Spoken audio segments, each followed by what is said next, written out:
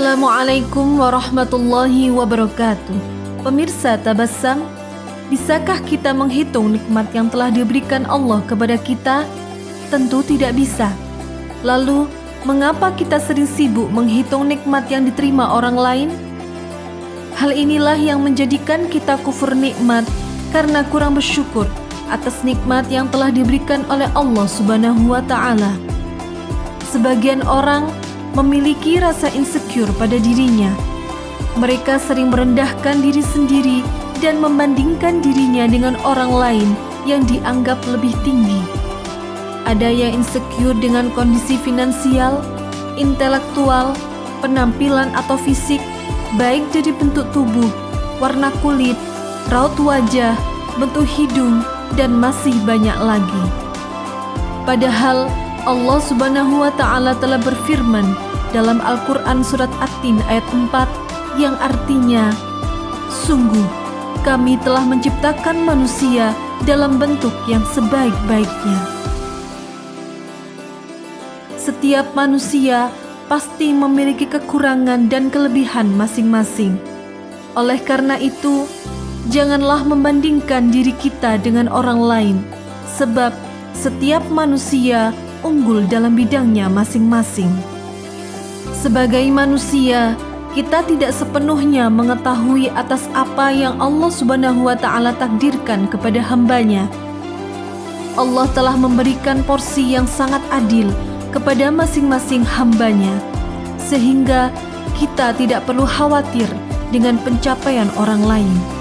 Kita harus fokus untuk memperbaiki kualitas diri kita masing-masing. Allah Subhanahu wa Ta'ala berfirman dalam Al-Quran surat Ali Imran ayat 139 yang artinya, dan janganlah kamu merasa lemah dan jangan pula bersedih hati, sebab kamu paling tinggi derajatnya jika kamu orang beriman. Dalam kehidupan yang dijalani oleh setiap manusia tidak akan pernah lepas dari yang namanya rasa kecewa. Munculnya rasa kecewa ini biasanya berasal dari suatu kenyataan hidup di mana seseorang merasa bahwa harapan atau keinginannya tidak terwujud atau tercapai. Rasa kecewa yang dibiarkan secara terus-menerus bisa menjadi penyakit hati, sehingga bisa mengganggu kesehatan jiwa dan pikiran.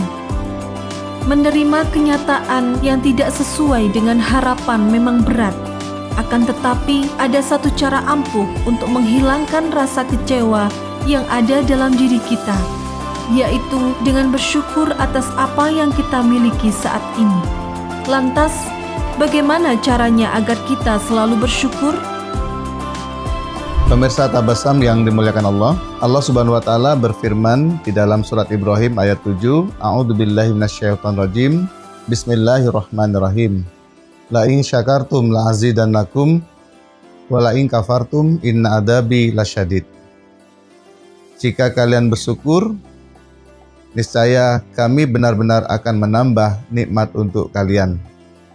Wa la in kafartum inna adabi lasyadid. Akan tetapi jika kalian kufur, ingatlah sesungguhnya siksa Allah amat pedih.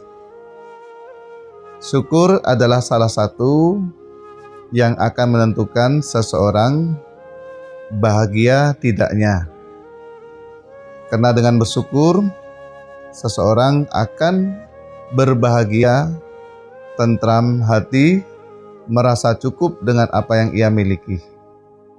Lalu ada beberapa macam syukur kalau kita mengembangkan dari makna iman, yaitu tasdikun bil qalbi wa iqrarum bil lisan wa amalun bil arkan. Maka syukur pun dapat kita kembangkan dengan 3 cara. Yang pertama adalah asyukru bil qalbi, bersyukur dengan hati. Yang kedua asyukru bil lisani, bersyukur dengan ucapan lisan. Yang ketiga asyukru bil arkani, bersyukur dengan amal perbuatan. Apa yang dimaksud dengan asyukru bil qalbi? Yang pertama adalah meyakini bahwa segala nikmat yang kita miliki, yang kita peroleh, yang kita dapat semata-mata berasal dari Allah Subhanahu wa Ta'ala. Kita sebatas ikhtiar, kita sebatas berusaha. Tetapi hakikatnya, sejatinya Allah lah yang melimpahkan. Yang kedua, asyukru bil qalbi, yaitu merasa gembira dengan apa yang kita dapatkan, dengan apa yang kita raih. Hati kita senang menerimanya, berapapun nikmat itu yang kita peroleh dari Allah Subhanahu wa Ta'ala. Lalu yang kedua adalah asyukru bil lisani, yaitu bersyukur dengan bahasa lisan. Ini yang umum pemirsa Tabassum yang dimuliakan Allah. Dengan ucapan hamdalah kita lakukan pada saat kita menerima nikmat, pada saat kita memperoleh sesuatu, pada saat kita diberi sesuatu oleh orang lain. Di dalam beberapa hadis, Nabi juga mengajari kita bersyukur dengan lisan. Pada saat kita selesai makan, di situ ada ucapan, ada doa. Alhamdulillahilladzi at'amana wa saqona wa ja'alana minal muslimin.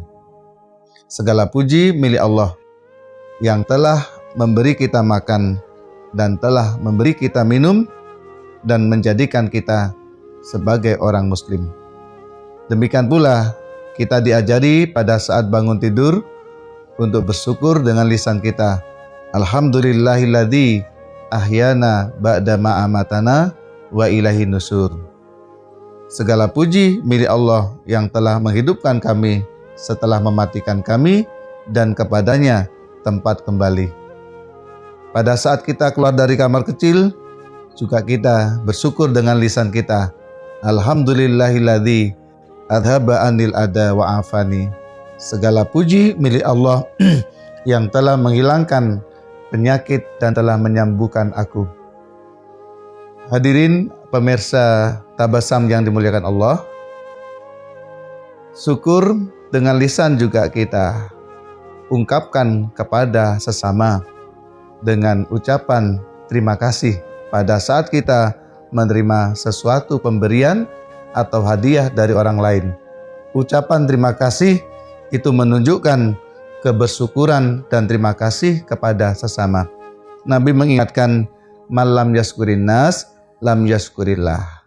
Siapa yang tidak berterima kasih kepada manusia, maka sesungguhnya dia tidak bersyukur kepada Allah Subhanahu wa Ta'ala. Pemirsa Tabassum yang dimuliakan Allah, lalu yang ketiga adalah asyukru bil arkan, yaitu bersyukur dengan amal perbuatan. Tentu sangat luas maknanya. Terkait dengan harta, maka bersyukur dengan perbuatan adalah menggunakan harta itu di jalan yang sesuai dengan apa yang Allah tentukan. Tidak kita gunakan untuk hal-hal yang bertentangan dengan ketentuan Allah. Misalnya, kita oleh Allah diberi rezeki berupa uang, maka uang itu kita belanjarkan untuk jalan kebenaran, untuk menafkahi keluarga, untuk membeli ini dan itu yang terkait dengan kebutuhan sehari-hari, atau untuk biaya pendidikan putra-putri kita. Tidak sebaliknya, harta atau uang yang kita miliki digunakan untuk membeli minuman keras, yang mana hal tersebut diharamkan oleh Allah dan Rasul-Nya. Pemirsa Tabassum yang dimuliakan Allah, lalu terkait dengan bersyukur kita kepada Allah Subhanahu wa Ta'ala, di mana Allah telah memberi anggota badan jasmani yang sehat, maka bersyukur kita dengan perbuatan adalah menggunakan anggota tubuh itu untuk melakukan kebaikan-kebaikan. Lisan kita gunakan untuk berzikir, mengaji, dan menggunakan lisan itu untuk berkata dengan perkataan yang baik, qaulan layyina, qaulan ma'rufa, qaulan baligha, dan seterusnya. Terkait dengan kaki kita, kebersyukuran kita langkahkan kaki ini untuk menuju ke tempat-tempat yang baik. Demikian pula dengan tangan kita, bahkan dengan pikiran kita gunakan untuk hal-hal yang positif. Pemirsa Tabassum yang dimuliakan Allah, Lebih lanjut, Nabi Muhammad SAW pernah mengingatkan kepada kita agar kita memiliki 3 hal. Yang pertama adalah bersyukur atas nikmat-nikmatnya. Yang kedua, bersabar atas ujian-ujian Allah. Yang ketiga adalah ridho terhadap semua ketentuan-ketentuan Allah. Nabi menyampaikan, "Malam yaskur ala na'mai, walam yasbir ala balai, walam yardo biqodai, falyatlub robban siwaya." Barang siapa yang tidak bersyukur terhadap nikmat-nikmatku, walam yasbir ala balai, dan tidak sabar atas ujian-ujianku, walam yardo biqodai, dan tidak ridho akan ketentuan-ketentuanku, falyatlub, hendaklah orang itu mencari Robban, Tuhan siwaya selain aku. Demikian tegas Allah Subhanahu wa taala melalui hadis qudsi yang disampaikan oleh Nabiullah Muhammad SAW agar kita pandai bersyukur, agar kita menjadi sosok yang sabar, agar kita menjadi sosok yang ridho akan takdir Allah. Jika tidak kita lakukan hal tersebut, Allah tidak berkenan untuk dijadikan sebagai Tuhan kita. Pemirsa Tabassum yang dimuliakan Allah, tentu bersyukur ini adalah pekerjaan hati, di mana seseorang akan pandai bersyukur kalau dia menata hati. Betapa banyak nikmat Allah yang Allah berikan kepada kita, baik itu anggota tubuh yang demikian lengkap dan sempurna, maupun harta, uang, atau rizki-rizki yang lain. Tetapi Allah menyindir kepada umat manusia bahwa tidak banyak umat manusia yang pandai bersyukur. Di dalam surat Al-Mulk ayat 4 disampaikan, qalilam ma tashkurun. Ya, amat sedikit kalian yang bersyukur kepada Allah Subhanahu wa taala.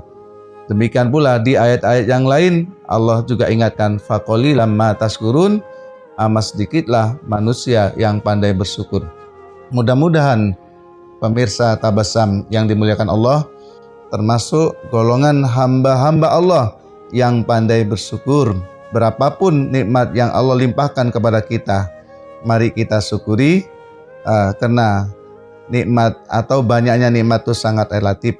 Sedikit tapi bermanfaat itu jauh lebih baik daripada banyak tapi membawa petaka.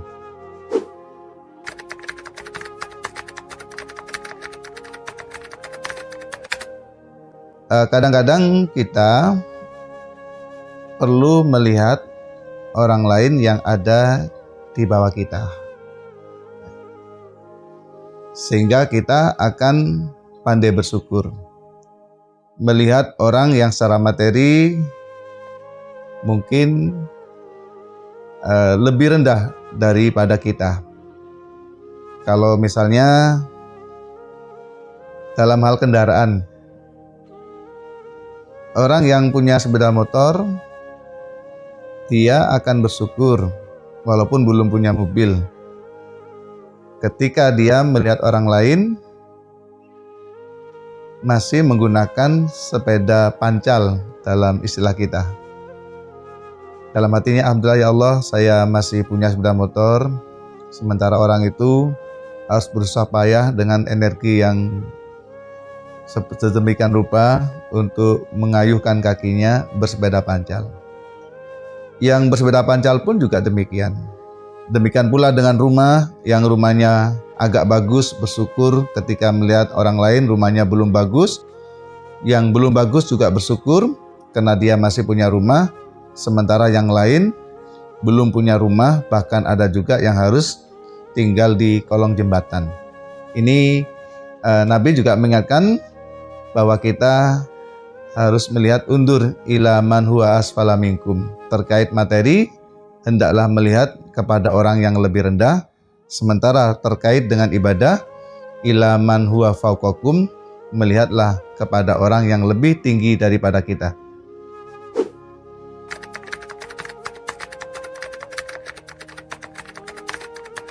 Terkadang di antara kita itu ada yang pesimis dengan masa depan, nanti saya ini seperti apa, mau bekerja apa, ya. Sehingga ada beberapa adik-adik remaja itu tidak siap, tidak berani menikah karena cemas dengan masa depannya, khawatir tidak bisa memberi nafkah kepada istri dan anak-anaknya.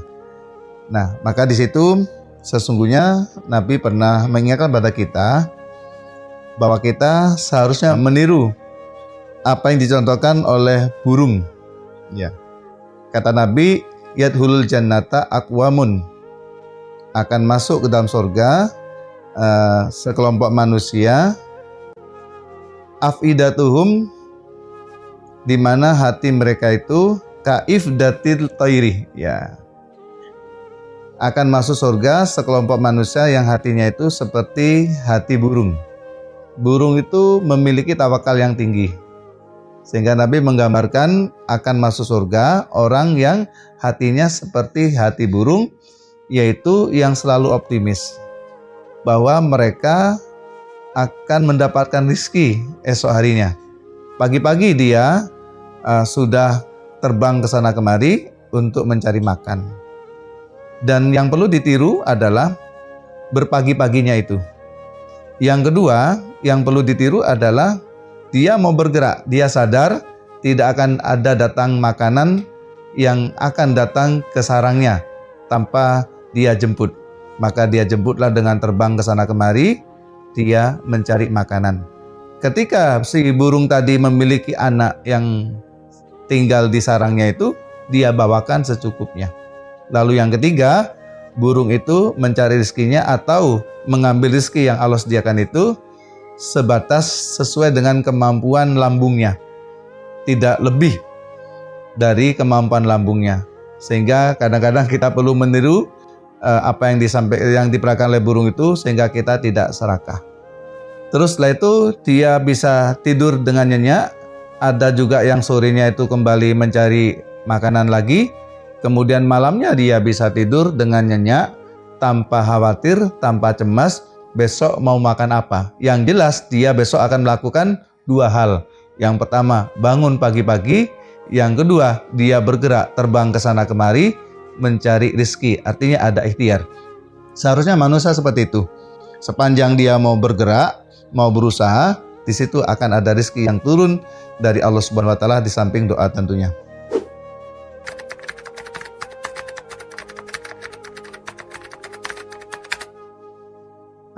Kata orang Jawa, hidup tuh sawang sinawang. Sawang sinawang itu saling melihat, ya. Profesi ini melihat profesi yang lain lebih enak, ya.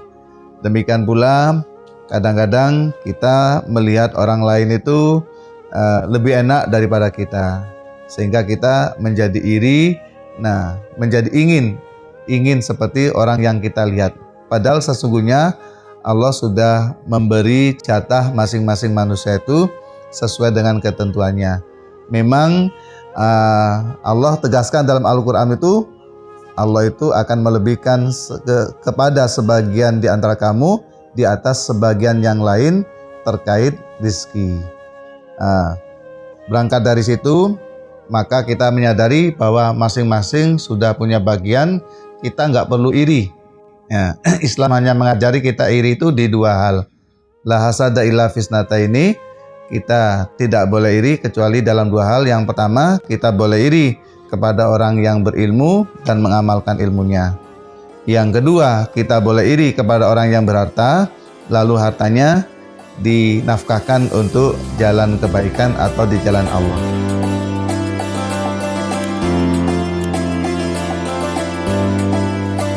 Pemirsa Tabassum, kehidupan kita merupakan anugerah dari Allah yang patut disyukuri. Dengan bersyukur, maka hidup menjadi lebih bahagia. Jangan menunggu bahagia baru bersyukur, tapi bersyukurlah agar menjadi bahagia. Bersyukur bisa membuat seseorang menjadi berpikir positif, sehingga setiap perilaku dan sikapnya selalu mementingkan yang positif. Bahkan dengan bersyukur, kehidupan yang dijalani menjadi penuh dengan harapan dan yakin bisa mencapai harapan tersebut. Dengan bersyukur, kita akan terhindar dari perasaan iri, dengki, berprasangka buruk, dan kufur nikmat. Seseorang yang bersyukur akan merasa apa yang diterimanya saat ini sudah cukup, sehingga tidak pernah membandingkan dirinya dengan orang lain, terutama dalam memandang dunia.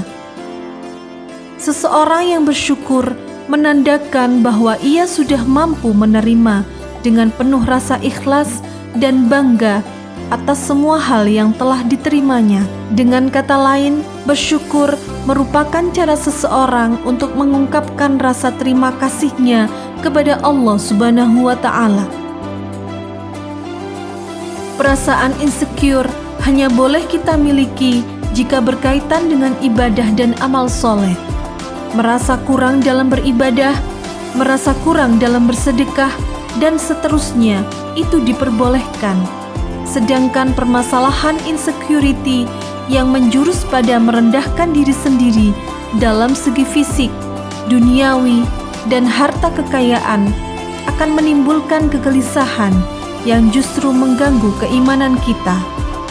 Oleh karena itu, mari kita fokus untuk meningkatkan kualitas diri kita menjadi lebih baik lagi dan selalu mensyukuri segala nikmat yang telah kita terima.